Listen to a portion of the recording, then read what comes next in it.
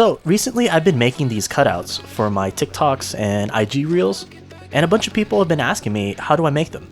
So today I'm going to quickly walk you through my process. First thing you want to do is figure out what size you want your end product to be. I'm using foam core that I bought off of Amazon. Alternatively, you can also go to a local hardware store or craft store and buy it there. It could actually be cheaper, and you can find larger panels this way. But like everything else I order from Amazon, I'm just paying extra for the convenience. So while trying to get a general idea of the dimensions I want for the cutout, I taped together 4 panels of the foam core with clear packing tape and measured the width and height.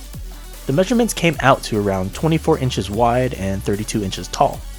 So using Photoshop, that's what I set my canvas to. And I scaled up my image to be within those parameters.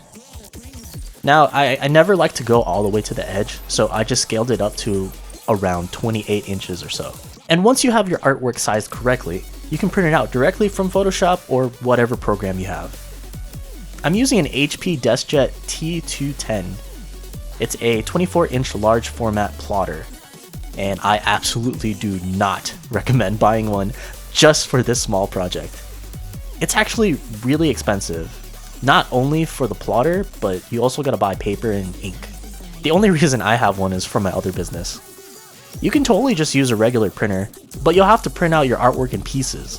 In my opinion, that isn't really ideal, and it can look pretty bad if not aligned correctly. So my recommendation is to go to, say, FedEx or some print shop and have them print it out as a poster.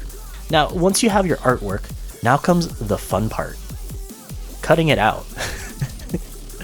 So, because I like to torture myself, I trim it all the way up to the outline. It's the reason why I'm using black foam core, so that the dark outline kind of blends in, but that means I gotta cut out all the white background.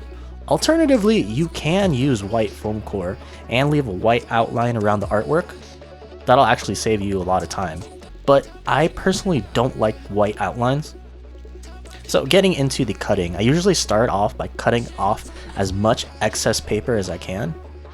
That makes everything else a little bit easier to manage, and then carefully start cutting around the art. It's really important here to take your time, since this will affect the final outcome. Now I just want to quickly give a shout out to my friend June for drawing this. She drew me this as a Christmas gift, and I absolutely love it. Please give her socials a follow, she definitely deserves it. So now that we've got the art cut out, we're going to be using glue sticks to stick it onto the foam. The only downside to using this method is that the glue dries up really quickly. So the technique that I've been doing is to do 1/2 at a time, basically ensuring that the edges are hit with glue all the way and then scribbling the rest quickly. And then firmly press down onto the foam for a few seconds, then double check if there's any spots that are lifting. If there are any, just go ahead and touch it up with the glue stick. You can even apply it onto the foam. So once the top half is set, I'll move on to the bottom. Be very careful not to crease the paper, otherwise it's going to permanently be there. After all the edges have been set down, I'll move on to the next step, which is to cut off all the excess foam. And I'm going to be doing that with a utility knife. So what I like to do with this is go around the design and cut about 90% through the foam. And then once I have it all outlined, I'll carefully bend the foam to break it apart. Obviously, if it's not coming apart, don't force it. Just go back over it with a knife and you should be good. Once you've cut out all the excess foam, double check around the edge to see if there's any parts that are lifting.